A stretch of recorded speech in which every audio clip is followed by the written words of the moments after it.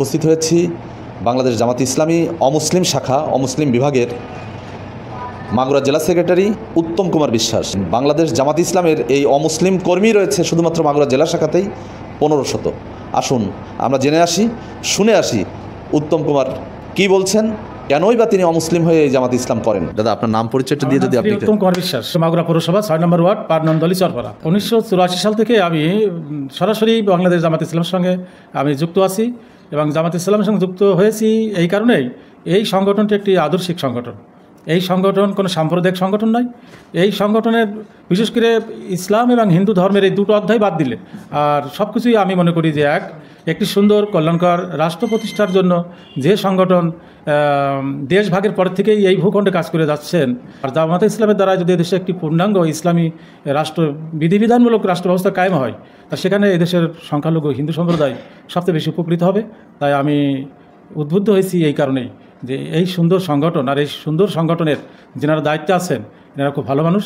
এনাদের নীতি নৈতিকতা মূল্যবোধের কোনো স্খলন ঘটেনি এবং ওনাদের দ্বারা এদেশের সংখ্যালঘুদের কোনো ক্ষয়ক্ষতি হয়নি। বিশেষ করে নির্বাচন পূর্ব এবং নির্বাচন পরবর্তীকালে যে সকল সহিংসতা এবং বিভিন্ন রকমের ঘটনা ঘটেছে, সংখ্যালঘুদের ব্যবসা প্রতিষ্ঠান দখল করা, লুট করা, চাঁদাবাজি করা, তার সঙ্গেও এই সংগঠনের কোনো সম্পৃক্ততা আমরা পাইনি।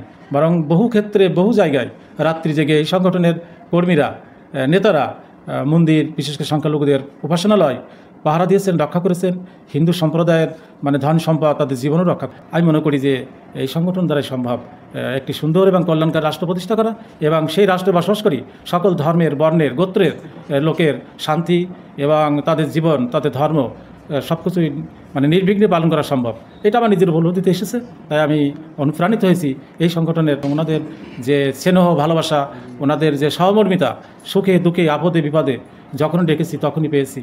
এবং মাগুরাতে এরকম আমি অসংখ্য উদাহরণ দিতে পারি। সংখ্যালঘুদের সম্পদ উদ্ধারের প্রশ্নে ওনাদের সহযোগিতা পেয়েছি।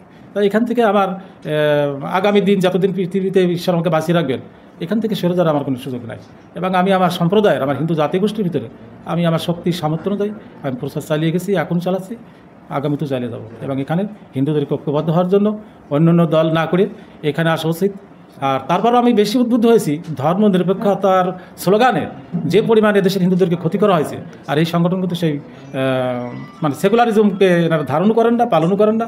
আমরা ওটা করতে প্রস্তুত না। আমরা এর বিরুদ্ধে আরও সোচ্চার যে ধর্মনিরপেক্ষতার আড়ালে, মুখোশে আমাদের যে ক্ষতি হয়েছে, আমাদের আর ক্ষতি হোক, এটা আমরা চাই না। একটু কয়েকদিন আগের কথা বলি, ইসলামী শাসনতন্ত্র আন্দোলন মাগুরা জেলা শাখার পক্ষ থেকেও আমাকে আমন্ত্রণ জানানো হয়েছিল যে আপনি আসেন, আমাদের একটা অনুষ্ঠান আছে, ওখানে বক্তব্য হলে না হুট করে আপনি বলবেন আর আমি আপনার সংগঠনের নীতি আদর্শ জানি, ওখানে আমি যেতে পারি না। হিন্দুরা আরও আছে, আপনার তাদেরকে দাওয়াত দিন। আমি এখানে দীর্ঘ 40 বছর আছি, এখান থেকে সরে যাওয়ার কোনো সুযোগ নেই। আপনারা প্রচার করেন, হিন্দুদের যদি প্রয়োজন বোধ করেন আপনারা প্রচার করুন। সংখ্যালঘুদের ভিতরে আপনাদের যদি কোনো সেল থাকে সেখানে আপনারা যান, প্রচার করুন। যদি পারেন, উদ্বুদ্ধ করতে পারেন। আমি তো সব হিন্দু একা দায়িত্ব নিয়ে বসে নেই। আপনারা সেখান থেকে কর্মী সংগ্রহ করুন, বা নেতা যদি চান নেতা সেখান থেকে তৈরি করুন, নিয়ে আসুন। আমি এখানে আছি, আমার এখান থেকে যাওয়ার কোনো সুযোগ নাই।